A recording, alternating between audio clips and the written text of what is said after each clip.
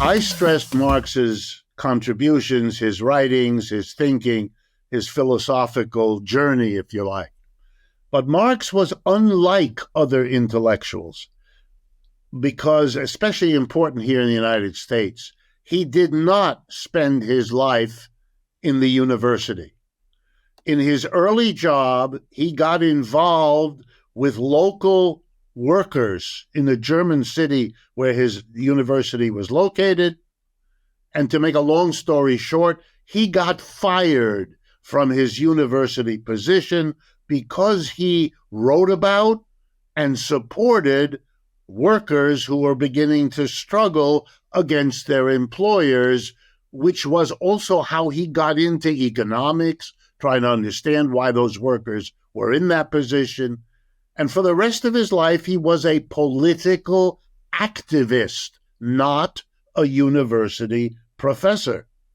He met with social movements, particularly then the labor movement, and then later on, the early forerunners of the Socialist Party in Germany, because the Socialist Party in Germany in the second half of the 19th century was the most developed and powerful socialist party anywhere on earth at that time, partly because of his writings, but in turn they shaped him as well as he shaped them.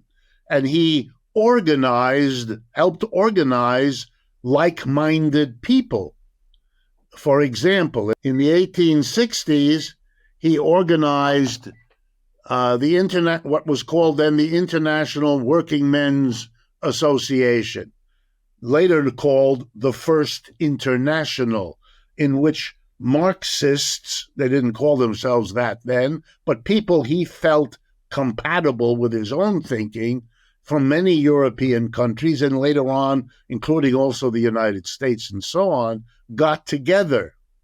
And not only did they get together to have conferences and debates, but they organized campaigns. To give you an idea, in 1870, Marx is in his prime, they were instrumental in helping to produce what was called the Paris Commune, arguably the earliest takeover of a government by self-conscious socialists.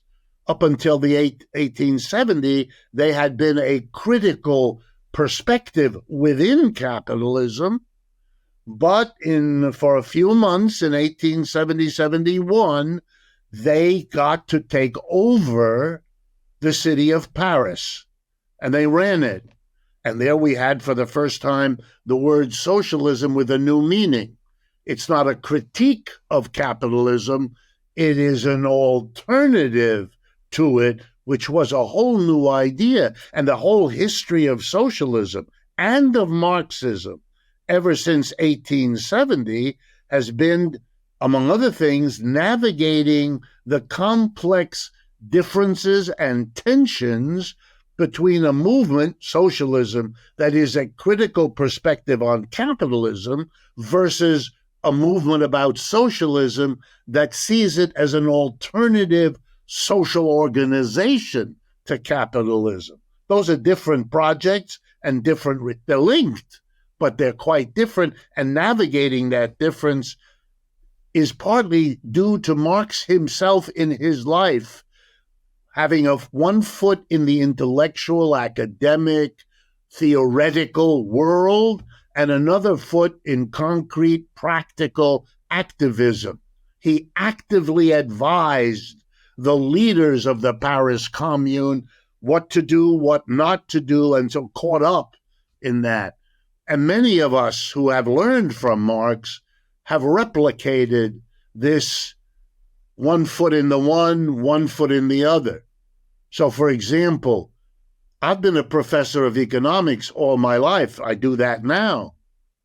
But I also ran for mayor of the city of New Haven, Connecticut. I've been an active politician too. And I didn't find this a diversion. I didn't do it as an amusement. I did it out of the assumption, which was proven true, that I could learn a great deal about my theory by getting practically involved, and vice versa. The isolation of theorists in the university does their theory no good at all.